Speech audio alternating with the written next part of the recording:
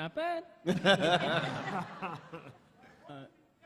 So Len and Mark, tell me, like, so how does this work? Do you guys just sort of sit around and think, what's a monster we can put in the show, and then you figure it out, or is there, like, how did you get to the Pied Piper? It's a little bit of that. It is a little bit of, in a very fun way of, you know, what monsters can we bring to this that then work into the personal stories with our characters. But it is, I think it's like I said, there's the promise of what this kind of show is, and part of the, you know, when starting this out, that you can show up and you will find the Pied Piper. You know, we have a lot of creatures coming up that we've all heard of and we've seen, but we like to put a twist on them, and so it is sitting around and saying, what would you know, what would we like to see if we were just purely watching the show and weren't a part of it? Yeah, and there's a lot of really initial thought about what is this episode going to be about? What's the story that we want to tell with our characters? What do we want them to go through? And then kind of from there looking for a creature or monster that's going to embody that emotion and that feeling. And I think that's also how we can give each creature a different spin, so it's not just something that you've seen before on another show or in the storybooks, that it's really something that feels organic and specific to the tale we're telling.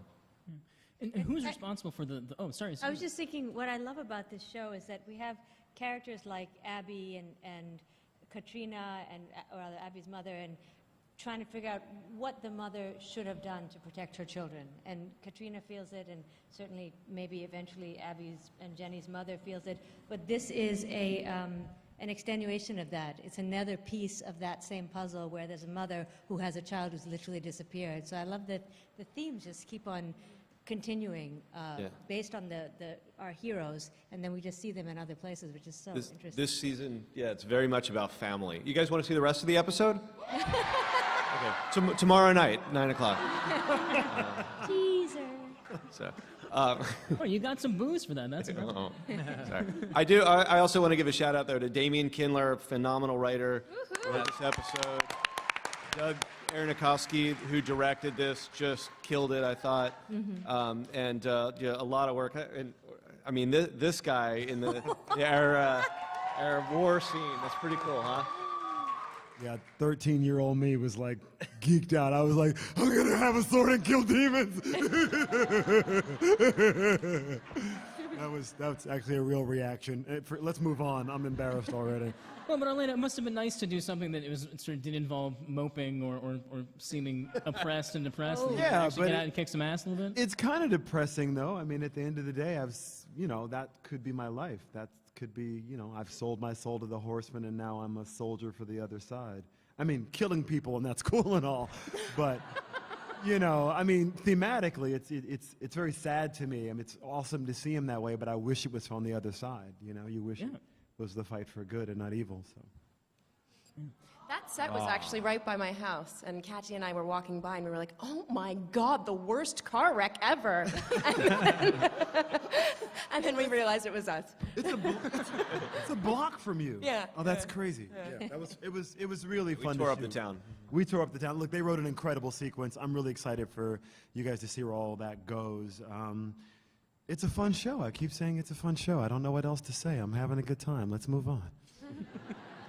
Well, I'm always curious because I love the look of the monsters and the creatures on the show. Is there sort of one person who's in charge of like creature design, who's like is just the person in charge of making things look terrifying? I mean, I'm very involved in that aspect of it. I mean, we all are.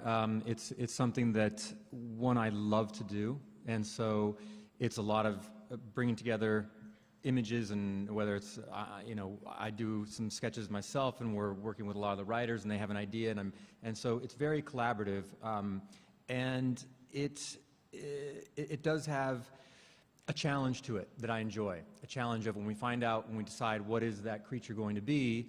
Okay, now I feel like it's my responsibility to try to present it in a way that hasn't been seen before, and I enjoy that challenge, and so that's something that is a very active. I mean, it's daily. We have creature meetings about every 3 weeks, and I'll pitch Len and our creative team in North Carolina, like, here's the monster we're thinking of, and then everybody jumps on because, like, I mean, the Pied Piper, he's got this incredible wardrobe that's, you know, based in period, and that, I mean, it's many thousands of dollars and a lot of iterations to go through, and then it's something that we need multiples of because there's a stunt double, and then there's the actor, and then, as you saw, he gets thrown in the river, and so there's a lot that's involved and a lot of pre-planning, and I mean, Len was extremely, you know, involved in the look. And then we have a makeup artist. Most of the effects are practical, so that means we really got to have everything there on the ground, and then sometimes we enhance them with our VFX and computer-generated imagery. So it's a lot of people involved. And for you guys in the cast, is there ever an adjustment period to when you meet whoever is going to play the monster? Like, you have to kind of take a deep breath and remind yourself that it's not real? Because I have to do that all the time when I watch the show. My wife is always telling me I'm it's so not real. terrified. I still think they're all real. I can't even. It's the scariest thing. Really, it's and then you walk into the makeup trailer and parts of them are in Parts various are places. everywhere, Like, oh my God! Like, there's one thing I walked in, there was like guts and the body and the blood, and I was like, okay. Oh, and there's John Cho's head. Hey, John Cho. Like John Cho's head. John Cho's head. Yeah. Or is this whatever that thing is? Yeah. But that's all of that goes away when all you have to do is just visit the set at lunchtime, and all those people have the head off and they're eating in the straws. Right. And Yeah, you know, yeah. when they're half zipped out of their costume. Yeah. Yeah, it's weird when you meet them in person because they, you know, obviously they're not in the effect, they don't have the voice or anything. So it's like you're talking to a normal person. You're like, oh wow, you're the really scary dude. I said, oh okay, got it. So it's a little, it's surprising to see it how well it's executed, just to your own eye. Like, it looks amazing on screen, but what's so cool about what Len and Mark and the team does is even when you're on set, you're like, Moloch is super creepy for real. Yeah. Like, Not even on camera, and it's just amazing to see the work that goes and they're into it. usually the creature performers are, I don't know why, but just with you know, movies, television, they tend to be the shyest, sweetest, Yeah. and just it's completely opposite of what They get they're on- all they're Yeah. they're most of them are like that. So. It's awesome. I don't use a stunt double. I want to be very clear about that. Do you guys like that? Did you see how ripped Headless is without his shirt? I mean, that's kind of crazy. I saw it. He's sexy. I'm being honest. Look, I'm a heterosexual, but the man's sexy. Am I right? I mean, please. Respect. Let's take some questions from the sleepyheads in the audience, shall we? He said respect.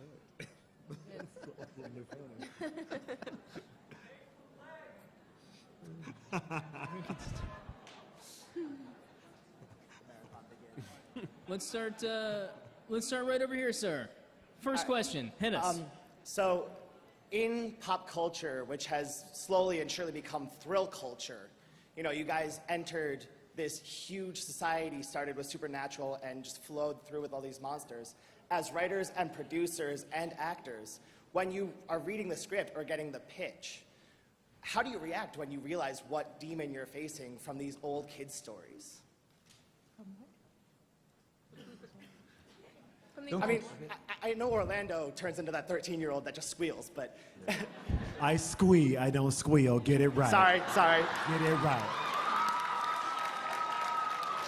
Seriously? But like, how many reads for the cast? Like, how many reads of each script do you feel like it takes before you're like, all right, I'm comfortable with what's going on here, or does that never happen?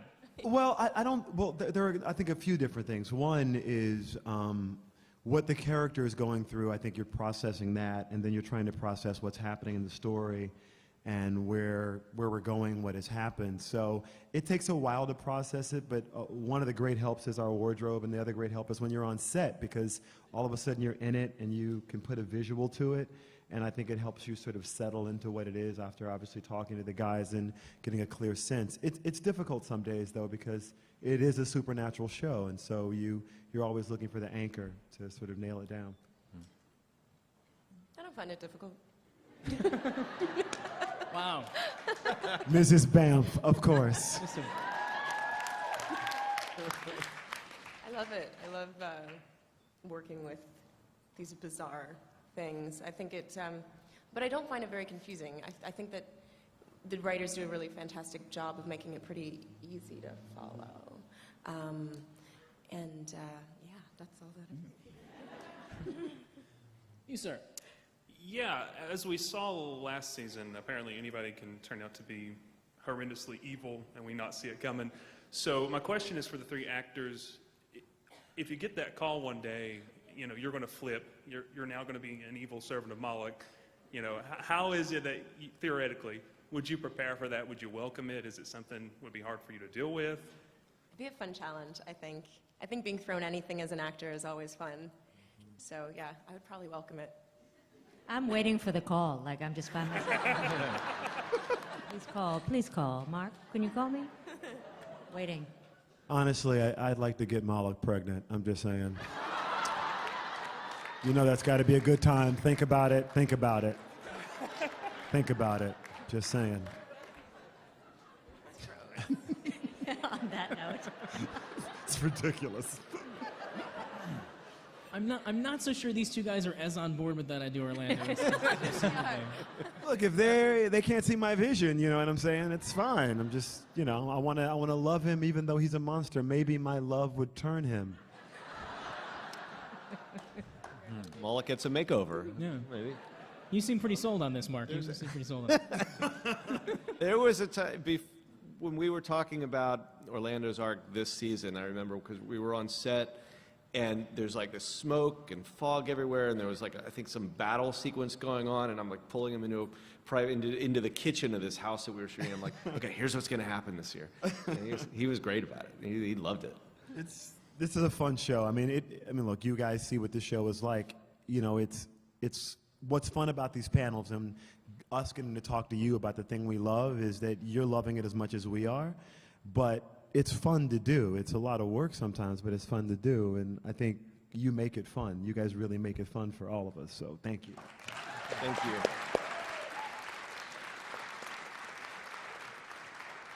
You guys should know that when we're shooting in the woods, the number and different assortment of bugs that are biting your legs when you are, I mean, you don't even know what they go These through. guys are troopers. We put them out in the you're night like in the spraying muck. yourself with DDT, and you're just, it's all over, and still like, and they start to itch later. I don't quite understand what kind of bugs they have. And Depends on the bug. yeah, very special bugs shooting this season. Thank you, Sakina. Thank you very much. As a resident entomologist, is that the word? Sure. Sharon. Sure. Exactly. Let's get to the question over here. Hi, my question is actually for Lyndie. I just wanted to say that I really loved you on Nikita. Oh, thanks. And I was really happy you found a home on Sleepy Hollow. I was all excited. So I wanted to say one of the things I love about what you and your character brought to the show is the complexity and layers of that familial sister relationship between Abby and Jenny. So I wanted to get your opinion of how much damage is left versus how much repair has been done because of their history. Well, there's been a lot of damage. You know, it's been really complicated. And the sisters have worked really hard to get to this sort of good place that we see them at the end of season 1. And there's a lot of love there. I think both of them are really naturally, they love each other very much and they want this relationship to work. But there's still a lot of resentment. And with this crazy world that they're living in, there are going to be challenges that they have to face together. And, you know, they're very different people. Their methods of approach are different, so we're going to have to see, you know, how the sisters negotiate that. And, yeah, it's complicated, but there's a lot of love there. They're in love with each other. Yeah.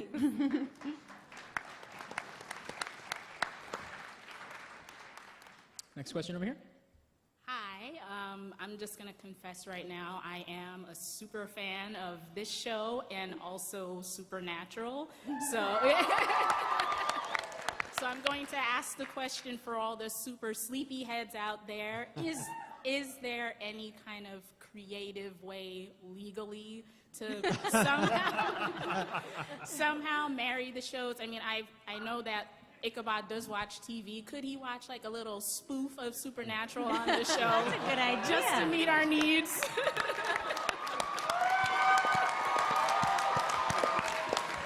All I know is somebody has to figure that out. Please do, please. Because our answers for that are lame. Yeah, that's come up quite a bit, and That would, I mean, it would be fantastic. How that works, I have no idea. And Len, you are fine. I'm gonna say.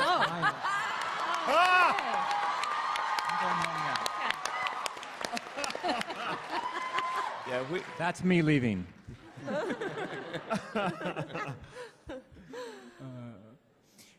Next question over here. Hi. My name is Sade. It's nice to see you guys. Oh my God, Lyndie, you're so gorgeous. Okay. Okay, so my question is for the cast. If your character was to, well, backtrack. It's a shame that Tom and Nicole aren't here, and we miss them dearly. But we know that both of them are actually really good singers. So it got me thinking if Team Apocalypse... Did you just say good singers? Yeah, haven't you heard? I'm sure you've heard Nicole sing. No, Nicole's amazing. Yeah, I'm No, surprised Nicole, about Tom. Nicole, I totally understand. Oh, Tom can't sing? No, Nicole, I got. know. Do you I'm know? literally. I'm going to text Tom right now though because I. Oh my God. That I don't know at all. I will say this, and you guys are going to be the first to hear it. We are going to do an episode where Ichabod discovers karaoke. Oh my God!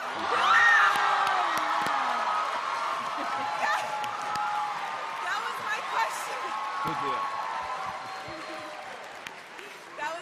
That was my question I was going to ask. If Team Apocalypse walked into a karaoke bar, what song would the characters sing? There's a chance I might break into I Will Survive. I'm just saying.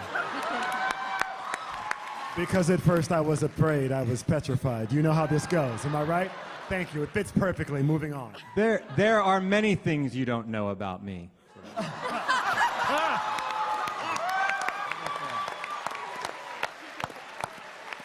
Tom Meissen, ladies and gentlemen. That's amazing. It doesn't surprise me, to be honest.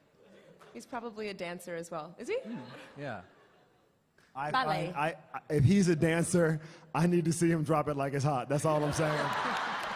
I need to see Tom Meissen twerking. I need video of that, please. If you have it, send it to me right now. Oh, that'd be so good. I'll save it for the episode. We will get to see them sing, both of them. Hopefully, more. Well played. That's awesome. Next question over here, sir. Oh, well, it's a two-parter. The first part, the press roundtable, you guys were amazing. I loved the roundtable. It was very informative. Thank you. And I know it's a shot in the dark, but I've been doing junkets all day long, and if it was possible to get my copy of the book signed. And I think we all should start a new Twitter hashtag called Orlando for Orphan Black. That should be the new universal hashtag right now. Wait, so you're trying to throw me off of this show already? Oh, no. That's what I heard. That's what I heard. What I'm saying is, You, sir, stand brother down. make money I will here, sign the book. brother make Stand money down, there. sir. Stand down. I'm just saying. Understood. Thank you. Truly, thank you. That's very kind. You can't tell, but I'm super red right now. I'm super red. The guy was actually sent by your agent, right, Orlando? Just like sneaking stuff in there. Yeah. Let's go next question over here. Okay, so I love the show, obviously. That said, this is kind of a tough question that I'm kind of hesitant to ask. But fans have noticed that Sleepy Hollow sometimes isn't the best at portraying mental illness. For example, in the latest episode, there was a patient in Tarrytown Psych, the guy who said hi, who was played for laughs. Then immediately after, there was the receptionist who asked if Abby was there to admit Ichabod. And then he looked visibly upset at the implication. And then there's the running theme that because Abby, Jenny, and their mother weren't really crazy, then they didn't deserve to be treated the way they were treated. So I guess my question is, moving forward, will there be more sensitive portrayals of mental illness in the show?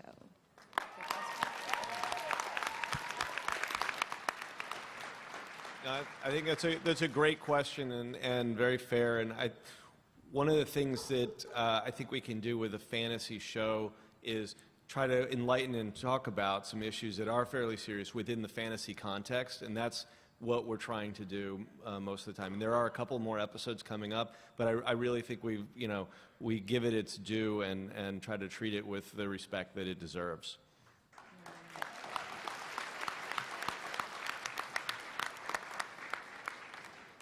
Over here.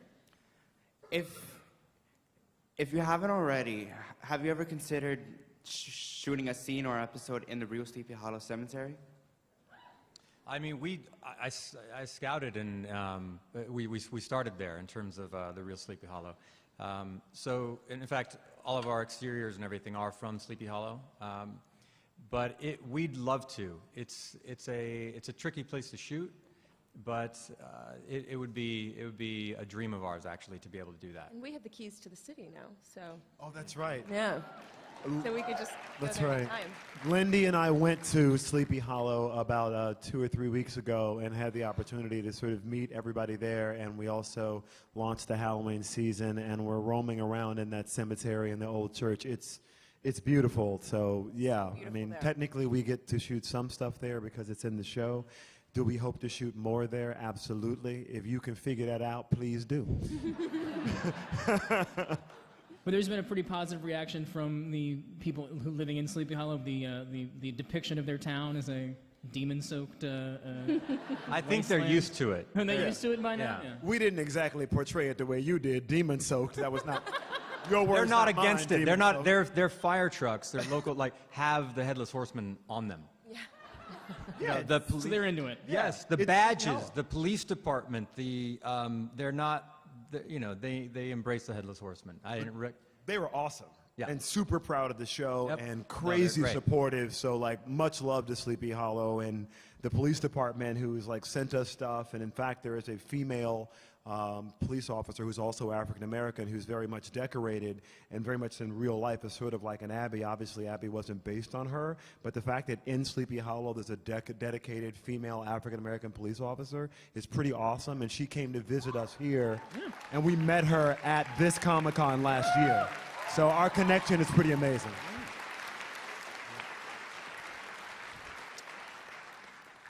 Go ahead. All right, I have a question for all of you. I would like to know, of all of the Ichabod versus Modern Time moments that you've had so far, which is your favorite? Is that the, yeah. Yolanda was great. I would say my is a fairly recent one is the pen in the bank. Yeah. That was great. That's my favorite. So, in the first episode I wrote with Cyrilda the Witch, the episode was short, and we were looking for another scene to add, and came up with the donut tax. And that's I think probably my favorite, just because it was one of the first ones that I really go, oh, this is really fun. I got a karaoke I can't wait to see.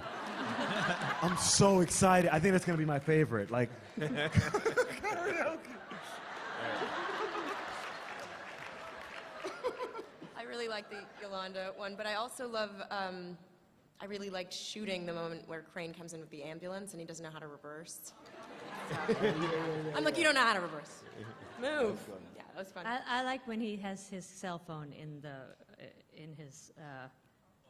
Yeah. It's never happened. Yeah. that when he's in the what's it called, coffin. Yeah. And he had the little camera. I thought that And there's actually one that got cut out, and there's a few of these that do along the way, and there's one, it's very minor, very small moment, but while Abby was dealing with something in the precinct, Crane got himself caught up in trying to figure out Scotch tape. And so he's it. You guys didn't see that, right? Did you guys? And it's just, was it in? when he got Was it on the DVD, though, or was it? It actually made it in the episode. yeah, I should yeah, he's watch trying this to get show. It's a good show, Len. Good. Did we cut that out at one point, and then it You got? tried to cut it out, but no. Oh, they stuck Kidding. it back It was in. I probably made enough of a stink about it that maybe it made it back in. Yeah. I don't know. But, so Yeah. there you go. Okay, you like it too. You want to hear one more coming up? There's okay. So in not this month, 2 weeks from tomorrow, there will be a yoga scene. So I think that's a very modern sort of thing that Crane learns. But again, we try not to do just like scenes where it's like, oh, this scene is about Crane learning something, but like the pen where we're simply in the middle of a scene doing something else and he discovers a piece of technology or an idiosyncrasy of modern times. I hope everything. I think we have time for one more question over here. Hi. My question was actually, if there was a scene in the show that you wish would have never been cut out, that you really, really loved. So not the Scotch tape. Not Scotch tape. I really like this one where he was working with the Scotch tape. For me, I think there's a couple battle sequence things that we had put together that that ended up having to be cut that were really exciting and just and really had a fun twist on it that I miss. Yeah, Len directed this amazing scene, which we're going to put in. It's not because I directed it. No, it was like, are we, is the... Oh. Yeah, that's in it. Oh, it is? Oh, never mind. No, we never aired it, though. Yeah, no, I know. Okay. But yeah, there's a scene with Abby and her mother, and there's a storyline that really starts to build from the beginning of this season onward. And that's something, the nice thing, again, about doing 18 episodes is we're finding room for a lot more. That last year was such a race in doing 13 that we are going to be able to, so a lot of the scenes that we are ending up not finding room for in one of the first few episodes, they're going to come up later on in the season. So I'm looking forward to those. But we were able to find a place for that scene too. Well, we look forward to all of that. Thank you guys for making such a great show. And thank you. And thank all of you. Thank you guys so much. Yeah. Thank you. I love your saga. Thank you, sleepyheads. We love you.